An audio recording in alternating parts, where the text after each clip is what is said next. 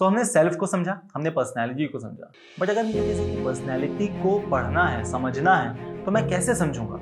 तो उसके लिए बहुत सारे साइकोलॉजिस्ट आए अलग अलग समय पर और उन्होंने अपने अपनी टाइप्स दिए, अपने अपनी स्टडीज दी to study the approach of learning personality. इस वीडियो में हम दो अप्रोच समझेंगे, type approach and trait approach. ये दोनों चीजें क्या होती हैं, बाकी आने वाले वीडियोस में हम बाकी अप्रोचेस पे भी बात करेंगे। अलग अलग कंट्रीज से, अलग अलग कल्चर से अलग अलग साइकोलॉजिस्ट या फिजिसिस्ट आए और उन्होंने अलग अलग तरीके की टाइप पर्सनैलिटी के बारे में बताया। टाइप पर्सनैलिटी मतलब कि यार एक सिंगल कैरेक्टरिस्टिक किसी बंदे को डिफाइन कर दिया। ये बंदा जो है वो शाई है, ठीक है, ये थोड़ा सा सहमा सहमा रहता है, डरा डरा रहता है, या ये बंदा जो है वो बहुत लोगों से घुल मिल जाता है, बातें अपने अच्छे से प्रेजेंट कर सकता है। ये सारे कैरेक्टरिस्टिक्स ऑफ अ पर्सनैलिटी है। पर्सनैलिटी नहीं है, मतलब कैरेक्टरिस्टिक्स है, ठीक है। तो कुछ ग्रीक्स आए, उन्होंने कुछ अलग बातें करी। फिर जब इंडियन कॉन्टेक्स्ट में हमने बात की तो वहां पर आयुर्वेदा आया। आयुर्वेदा में चरक संहिता नाम का एक कॉन्सेप्ट आया। उस कॉन्सेप्ट में ये बोला गया कि पर्सनैलिटी को 3 पार्ट में डिवाइड किया जा सकता है, वात, पित्त और कफ में उसे डिफाइन किया जा सकता है, जिसे हम त्रिदोष भी कहते हैं। अब ये जो वात, पित्त और कफ है, ये एक टाइप ऑफ टेम्परामेंट दिखाता है बंदे के अंदर, और उस टेम्परामेंट को हम बोलते हैं प्रकृति।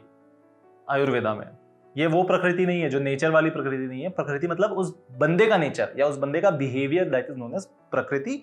और ये प्रकृति 3 डिफरेंट एलिमेंट्स से बनी है, वात, पित्त और कफ। ये आयुर्वेदा में चरक संहिता में बोला गया। आयुर्वेदा में दूसरा एक कॉन्सेप्ट दिया गया, त्रिगुणास। तो त्रिगुणास में 3 चीजें डिफाइन की, सत्व, राजस एंड तमस। ये पर्सनैलिटी की ट्रेड्स बताए। सत्व टाइप ऑफ पर्सनैलिटी मतलब उन लोगों को डिफाइन किया गया जिनको क्लीनलीनेस पसंद है, ट्रूथफुलनेस है, डिसिप्लिन वाले हैं, मतलब जो एकदम आदर्शवादी होते हैं, उनको सत्वा कैटेगरी में डाला गया पर्सनैलिटी ट्रेड्स में। दूसरा राजस।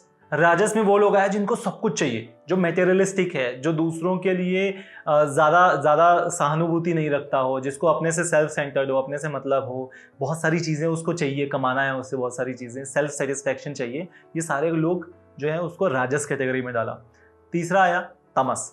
तमस मतलब ऐसे लोग जो बहुत गुस्सैल होते हैं, जिनको गुस्सा बहुत जल्दी आ जाता है, एरोगेंट होते हैं, डिप्रेशन में रहते हैं, लेजी होते हैं। तो ऐसे लोगों को उन्होंने तमस टाइप ऑफ पर्सनैलिटी पे डाला। अब आपका काम क्या है इसमें, एक छोटी सी एक्टिविटी है, आपको मुझे ये बताना है कि एक एक नाम, एक एक सिर्फ अपने दोस्तों के नाम, या टैग कर सकते हो तो टैग कर दो, ऐसे लोग जो राजस, तमस और सत्व टाइप ऑफ पर्सनैलिटी में आपको लगता है कि यार ये लोग आते हैं, ये सत्वा में आएगा, ये राजस में आएगा, ये तमस में आएगा। ये तो बात हुई इंडियन कल्चर पे। अब अगर वेस्टर्न कल्चर की बात करते हैं, शेल्डन नाम के एक साइकोलॉजिस्ट थे जिन्होंने बॉडी बिल्ड और टेम्परामेंट ऑफ अ पर्सन में कुछ पर्सनैलिटी ट्रेट्स को डिफाइन किया, एंडोमॉर्फिक, मेसोमॉर्फिक एंड एक्टोमॉर्फिक। अब ये तीनों चीजें क्या है, इसको बहुत बहुत सिंपल सा है। एंडोमॉर्फिक मतलब जैसे एक बंदा आप इमेजिन करो जो बहुत मोटा सा है, बहुत सॉफ्ट स्किन है उसकी, ठीक है, और बहुत लेजी टाइप का है। ये कौन बंदा हुआ, ये हुआ एंडोमॉर्फिक, ठीक है। दूसरा याद रखने का यही तरीका है कि आप अपने किसी दोस्त को उसके साथ एसोसिएट कर लो, मेसोमॉर्फिक। तो अगर आपके क्लास में या आपकी जान पहचान में कोई ऐसा बंदा है जो स्ट्रॉन्ग मसल्स वाला है, ठीक है, जो जिम जाना बहुत पसंद करता है और उसे बॉडी बिल्ड करना बहुत अच्छा लगता है, वेल फिजिक अच्छी है उसकी, ऐसे जो लोग होंगे वो मेसोमॉर्फिक में आएंगे। ये लोग जनरली एनर्जेटिक होते हैं, करेजियस होते हैं। तीसरा टाइप एक्टोमॉर्फिक। एक्टोमॉर्फिक कौन बंदा होगा, जो आपकी क्लास में सबसे दुबला पतला होगा, बहुत लेजी सा होगा, जो ज़्यादा मेहनत नहीं करना चाहता होगा, फिजिकल मेहनत नहीं करना चाहता होगा, बट ब्रेन उसका बहुत स्ट्रांग है, ठीक है, बहुत एक्टिव ब्रेन है, बहुत होशियार बंदा है। ऐसा जो बंदा होगा आपकी क्लास में वो क्या होगा, एक्टोमॉर्फिक या एक्टोमॉर्फिक। सो शेल्डन ने इन 3 तरीकों से पर्सनैलिटी को डिफाइन किया। अब एक दूसरे साइकोलॉजिस्ट की बात करते हैं जिसका नाम हमने बहुत सुना है, कार्ल यंग। तो कार्ल यंग जो है, इन्होंने क्या किया, पूरे लोगों की को पर्सनैलिटी के हिसाब से 2 पार्ट में डिवाइड कर दिया, इंट्रोवर्ट और एक्सट्रोवर्ट। इंट्रोवर्ट और एक्सट्रोवर्ट ये वर्ड आपने बहुत ज्यादा सुना होगा क्योंकि ये बहुत पॉपुलर है। सो अगर हम इसे 2 पार्ट में डिवाइड करना चाहें एज पर कार्ल यंग, तो इंट्रोवर्ट वो लोग जो अपने आप में रहना चाहते हैं, अपने कमरे में रहना चाहते हैं, बहुत रिसर्च ओरिएंटेड होते हैं। अगर आप इनको एक काम दे दो और बैठा दो कि बेटा रिसर्च करना है, एक ऐसा काम जहां पर पेशेंस की बहुत ज़्यादा रिक्वायरमेंट है, introverts are much better person to do. ऐसे लोग जिनको बहुत ज़्यादा दोस्ती यारी से मतलब नहीं है, बाहर घूमने से उतना मतलब नहीं है, वो लोग जो एक ही कमरे में बैठकर अपना काम करना ज़्यादा पसंद करते हैं, अपने आप में रहना पसंद करते हैं, वो लोग इंट्रोवर्ट होते हैं। Whereas extroverts are those kind of people who don't want to stay in one place.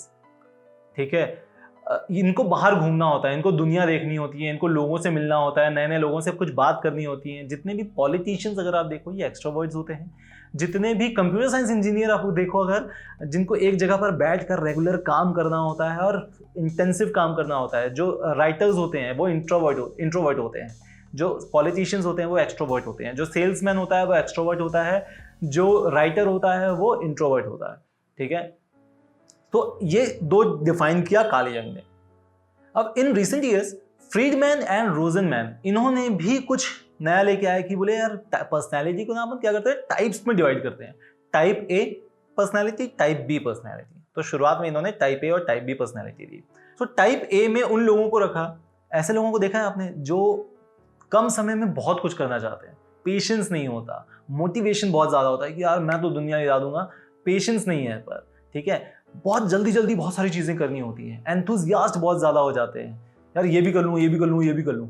These are the type A people. अब ये जो लोग होते हैं जिनको बहुत हड़बड़ी होती है हर चीज़ की, ये जनरली जो है हार्ट डिसीजेज जो होते हैं, कॉरोनरी हार्ट डिसीजेज, उससे पीड़ित होते हैं। ये लोग बहुत हाइपर टेंशन ले लेते हैं, बहुत छोटी छोटी बात पे बहुत ज़्यादा टेंशन ले लेते हैं, और ये नहीं हो रहा, ये नहीं हो रहा, ये कैसे होगा, ये कैसे होगा। तो इनको टेंशन बहुत ज़्यादा होती है, तो हाइपर टेंशन की बीमारी हो जाती है, कई लोगों को डिप्रेशन की बीमारी हो जाती है, कॉरोनरी हार्ट डिसीज, क्योंकि हार्ट बहुत ज़्यादा पल्पेशंस इनके करते हैं, तो CHD नाम की जो बीमारी है वो इनको जनरली होती है। हाई BP होता है, हाई कोलेस्ट्रॉल लेवल जो इनका है वो हाई हो जाता है। और इसका जस्ट अपोजिट जो लोग होते हैं, those are type B personality. मतलब ठीक है यार, कर लेंगे, क्या दिक्कत है, आराम से हो जाएगा, जिसमें मैक्सिमम हम जैसे लोग मैक्सिमम ऐसे हैं, ठीक है यार आज नहीं करते, कल कर लेंगे, भागा थोड़ी जा रहे हैं यार, ठीक है ना, कल पढ़ लेंगे, एग्जाम की एक दिन पहले भी तो पढ़ के पास हो जाते हैं। These are the type B personality. Type A personality कि अरे यार मुझे एक महीने में इतना सिलेबस खत्म करना था, खत्म नहीं हुआ, मेरे एग्जाम आने वाले हैं, अभी जुलाई चल रहा है, मेरे दिसंबर में एग्जाम है, मुझे जुलाई में सिलेबस खत्म करना। अभी ठीक है ना भाई, तो टाइप बी पर्सनैलिटी क्या बोलेगा, अभी ठीक है ना भाई, कर लेना ना यार, दिसंबर में एग्जाम है, नवंबर में एग्जाम है, आराम से कर लेंगे, क्या जल्दी है। कमेंट सेक्शन में आप जाके देखो, अरे सर हमारे एग्जाम आने वाले। Type A personality. जो कमेंट नहीं करते हैं वो टाइप बी पर्सनैलिटी। ठीक है सर, जब डालेंगे वीडियो तब देखा जाएगा यार। ठीक है, clearly defined. Type C personality और टाइप डी पर्सनैलिटी बाद में इसमें इंट्रोड्यूस हुआ। ऐसे लोग जो कोऑपरेटिव होते हैं, जो पेशेंट होते हैं, ठीक है, आराम से, पता है मुझे कि ये आराम से हो जाएगा, कोऑपरेटिव, जो लोगों को सपोर्ट करते हैं, कोऑपरेटिव लोग, type C personality. Type D personality होती है जिनको कुछ करना भी नहीं है, जिनको कोई दिक्कत ही नहीं है लाइफ में, ठीक है, बट टेंशन भी होती है। तो टाइप ए और टाइप बी का अगर कोई मिक्सचर आ गया वो टाइप डी पर्सनैलिटी हो गया। तो ये लोग को ज़्यादा डिप्रेशन में चल जाते हैं, हर चीज़ के लिए वरी करते हैं। किसी ने कुछ बोल दिया, अरे यार इसने मुझे ऐसे कैसे बोल दिया, वो 5 दिन तक उसके दिमाग में वही चल रहा है, ठीक है, ये होती है टाइप डी पर्सनैलिटी। ये हुआ type approach of personality. Trait approaches में एक बहुत सिंपल सी चीज़ में मैं खत्म करूंगा। Trait approach is a type of approach to study psychology, जिसमें हमने क्या किया कि कुछ सर्टेन कैरेक्टरिस्टिक्स को डिफाइन कर दिया, और उन कैरेक्टरिस्टिक अगर किसी बंदे में है तो इसका ये ट्रेट होगा, एक ट्रेट भी डिफाइन कर दिया, ठीक है। फॉर एग्जांपल एक्सट्रोवर्ट की अगर मैं बात करूं, तो अगर मैंने बोला कि यार ये बंदा एक्सट्रोवर्ट है, तो उसके क्या कैरेक्टरिस्टिक्स होंगे, बंदा बाहर घूमेगा, बंदा दुनिया से मिलेगा, लोगों से मिलेगा, बातें करेगा, स्ट्रेंजर्स से मिलना उसको पसंद होगा, घर में रहना पसंद नहीं होगा, ये सारी चीज़ें, बंदा शाई नहीं होगा, ये सारे कैरेक्टरिस्टिक्स अगर किसी बंदे में है, मैंने उसे एक ट्रेट दे दिया कि ये बंदा जो है वो एक्सट्रोवर्ट है, ठीक है। इसका जस्ट अपोजिट अगर कोई है तो ये बंदा इंट्रोवर्ट है, एक ट्रेट है। अगर मुझे उस बंदे को डिफाइन करना हो, यार ये इंट्रोवर्ट है, मतलब इंट्रोवर्ट मैंने बोल दिया तो उससे एसोसिएटेड जितनी भी चीजें हैं वो उसके साथ अलाइन हो गई। अब ट्रेट अप्रोच को भी समझने के लिए 3 अलग अलग थ्योरीज आई। पहली थ्योरी गॉर्डन एल्पोर्ट ने दी। सो ऑल्पोर्ट ने क्या कहा कि ह्यूमंस की जो पर्सनैलिटी होती है वो बहुत डायनामिक होती है, और जिस तरीके से आदमी दूसरे के बारे में कुछ बता रहा होता है, जिस तरीके से दूसरों को इंट्रोड्यूस करता है या उसके बारे में बताता है, that suggest the personality of this particular person. इस पे 3 अलग अलग कॉन्टेक्स्ट दिया ऑल्पोर्ट ने, कार्डिनल ट्रेट, सेंट्रल ट्रेट और सेकेंडरी ट्रेट्स। सो ये सर्टेन ट्रेट्स के बारे में बात की। कार्डिनल ट्रेट्स क्या होते हैं? कार्डिनल ट्रेट्स इस टाइप के ट्रेट होते हैं जिसमें एक बंदा है और उसके दिमाग में एक गोल है उसकी लाइफ का, और उसकी पूरी की पूरी लाइफ उस गोल के इन एंड अराउंड चलती है। ये इस हद तक चले जाता है कि उस ट्रेट को उस बंदे का नाम भी मिल जाता है। फॉर एग्जाम्पल अडोल्फ हिटलर या महात्मा गांधी, ठीक है। तो आज बहुत लोगों को हम गांधीयन अप्रोच में भी बोलते हैं कि यार इसकी जो पर्सनालिटी है ना थोड़ी गांधीयन टाइप की है, ठीक है। मतलब अब आप समझ गए, trait Gandhian, trait Gandhian, trait, मतलब कि इस बंदे के अंदर जितनी भी पर्सनालिटी ट्रेट्स हैं, कैरेक्टरिस्टिक्स हैं, वो कहीं ना कहीं गांधी जी से मिलती हैं या महात्मा गांधी से मिलती हैं।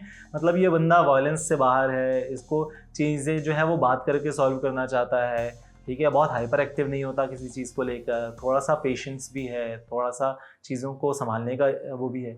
दूसरा हो सकता है हिटलरियन ट्रेट, किसी बंदे के अंदर हिटलरियन ट्रेट है, मार दो, काट दो, ख़त्म करो, ठीक है, दुनिया पे कब्जा कर लो, इस टाइप के जो लोग होते हैं, है ना, तो वो उसमें आ जाते हैं। तो जब हमने कार्डिनल ट्रेट की बात करी, मतलब एक ऐसा ट्रेट जो बंदे की पूरी लाइफ का एक गोल है, उसके इन एंड अराउंड चल रहा है, दैट इज कार्डिनल ट्रेट।